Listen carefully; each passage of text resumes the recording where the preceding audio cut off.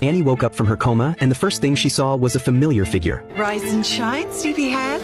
Principal Weems? Ready for your sponge bath? What in the hell is this? She thought she was already dead, so she pushed open the door of the room, wanting to see which level of hell she had landed in. But outside was another world. At that moment, Principal Weems told her that this was her mindscape and that she was her new soul guide. Then Weems started lecturing her nonstop. Annie didn't believe it, because only blood relatives could serve as soul guides. She turned to leave. Then wake up.